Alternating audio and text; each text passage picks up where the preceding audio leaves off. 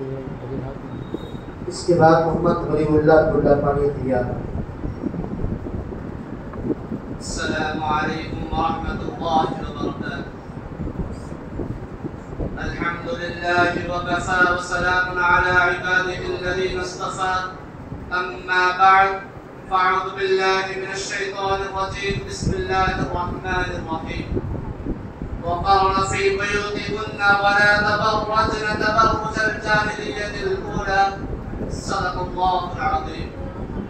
حضرت صدر جلسہ، مہمانان اعزام، مشرق و مغربی اساتذہ کرام اور میرے عزیز ساتھیوں، میں آج کی اس پررونق محفل میں میری تقریر کا عنوان ہے بے پردگی و بے حیائی کا سیلاب اور ہماری ذمہ داری. اللہ تعالیٰ سے دعا فرمائیے کہ اللہ تعالیٰ مجھے صحیح صحیح کہنے اور ہم سب کو اس پر عمل کرنے کی توفیق نصیب فرمائے. برادران اسلام، پردہ اللہ کا حکم ہے، ازواج مطہرات کی سنت ہے اور خواتین کا تحفہ امتیاز ہے. اس میں عورتوں کی عفت و عصمت کی بقا ہے، امن عالم کا ضامن ہے، فتنہ و فساد کے روک تھام کا مؤثر ذریعہ ہے، زناکاری و بدکاری کا سد باب ہے. لیکن آج بے پردگی کا ایک سیلاب روا ہے. جس طرف بھی نظر ڈالیے تو بے پردگی و عریانی کے مناظر دکھائی دے رہے ہیں. آج ہمارا معاشرہ مغربی تہذیب کے شانہ بشانہ چل رہا ہے اور ہر میدان میں بلا ضرورت اپنی جنسی خواہشات کی تکمیل کے پس منظر میں عورتوں کو بے لگام چھوڑا جا رہا ہے. چنانچہ سڑکوں پر، میلوں میں، ہوٹل و ریسٹورنٹوں میں اور کال سینٹروں میں عورت ہے. بسوں اور پارکوں میں ٹکٹ دینے والی عورت ہے. نوبت تو یہاں تک پہنچ چکی ہے کہ آج حکومت کی بڑی بڑی کرسیوں اور عہدوں پر بھی فائز عورت ہی ہے. سامعین بس، آج فحاشی و عریانیت کا فتنہ ایک فیشن بن گیا ہے. جس طرف بھی نظر ڈالیے تو فتنہ و فساد کے روک تھام کا مؤثر ذریعہ.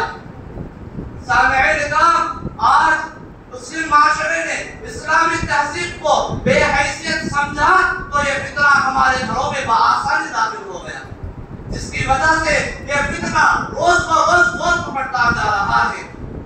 تو کبھی مغرب نعرہ لگاتا ہے کہ پردہ ہٹاؤ، ترقی کرو، تو خود عورتیں بھی بے پردگی و عریانی پر فخر محسوس کرنے لگی.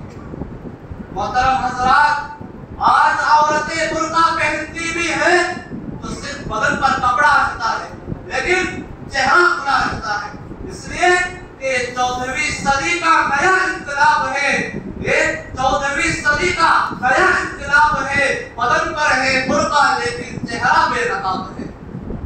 سامعین کرام، اور آج بعض حضرات فحاشی و عریانیت میں ملوث ہونے کا کھلے عام ثبوت دیتے ہوئے اپنی بیگم کو، اپنی بچیوں کو بغیر سے تقریب، پارکوں میں، شادیوں میں اور فنکشنوں میں نیب عریان لباس پہنا کر لے جاتے ہیں اور خود عورتوں کو بھی پردہ کرنے کی توفیق نہیں ہوتی.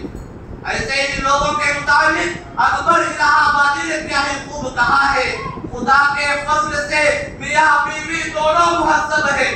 خدا کے فضل سے میاں بیوی دونوں مہذب ہے. حیا ان کو نہیں آتی، شمع شرم نہیں آتا. برادران اسلام، آج فحاشی و عریانیت کی بنیاد پر روز بروز جرائم کا بازار گرم ہوتا جا رہا ہے اور یہ فتنہ رشتے لاعلاج نازور بنتا جا رہا ہے، جس کی وجہ سے کئی لڑکیاں شادی سے پہلے ماں بن رہی ہیں. چنانچہ 1969 سن عیسوی میں برطانیہ کے اندر 11 اور 12 سال کی لڑکیوں نے بچوں کو جنم دیا. لندن ٹائمز کی اطلاع کے موجب لندن کا ہر 8واں بچہ حرام کاری سے پیدا ہو رہا ہے. چنانچہ 2001 سن عیسوی میں لندن ٹائمز کی ایڈیٹر نے مشرف کا اسلام ہو کر برقع سے وطن کیا تو اسے لندن ٹائمز سے بے دخل کر دیا ہے. اسی طرح 2003 سن عیسوی میں اسلامی حکومت کے زوال کے بعد افغانستان میں مسابقہ حسن منعقد ہوا، جس کو آج ہم لوگ فیشن شو کہتے ہیں. اس میں بے پردگی و اپنی اوریانی کا ننگا ناچ دیا گیا۔ اسی طرح 2003 سن عیسوی ہی میں برطانیہ کے اندر برقع پوش طالبات کو سرکاری اداروں سے بے دخل کر دیا گیا۔ البتہ اس بے پردگی و بے حیائی کی بنا پر ہزاروں انسانیت سوز واقعات رونما ہو رہے تھے۔ اس کے مجازی کا بول بالا اور شیطانیت کا مشن دوبارہ ہو رہا ہے۔ خوف خدا دلوں سے نکل رہا ہے، تعلق مع اللہ کی بنیادیں کمزور پڑ رہی ہے، انسان نجات والے راستے پر ٹھکرا کر عذاب کے راستے پر رواں ہو رہا ہے۔ اس فتنے کی وجہ سے کئی مہلک بیماریاں جنم لے رہی ہیں۔ میرے عزیز دوستو، اس فتنے کے سدباب کے لیے ہم سب کو ضروری ہے کہ ہم خود اس فتنے سے بچیں اور ہمارے گھر والوں کو اس فتنے سے بچانے کی حتی الامکان کوشش کریں۔ میں انہی چند باتوں پر میں اپنی تقریر کو ختم کرتا ہوں۔ وآخر دعوانا الحمدللہ رب العالمین، والسلام علیکم ورحمۃ اللہ وبرکاتہ۔ ہمارے مدرسے کے اپنے قدیم اور علماء کرام فاتح کرام سے درخواست کرتا ہوں کہ وہ اسٹیج کی طرف آ جائیں۔ جتنے بھی ساتھی بیٹھے ہیں ہمارے، ان سے گزارش ہے کہ وہ سامنے کے حصے کی طرف تشریف لائیں۔ جتنے بھی ہمارے ابنائے قدیم ہیں، علماء اور حفاظ ہیں، یہ سامنے کے حصے میں تشریف لائیں۔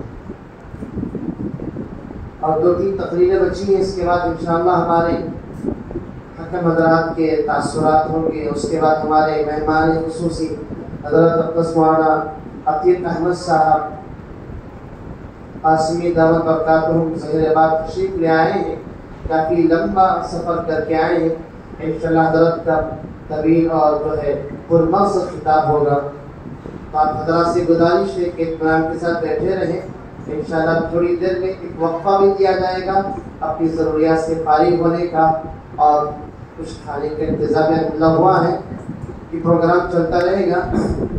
تو آپ حضرات پرسکون بیٹھے رہیں اور ان طلبات کی ہمت افزائی کرتے رہیں۔ محمد ولی اللہ کو دعوت دیتا ہوں کہ آئے ہم ایک پیش کریں۔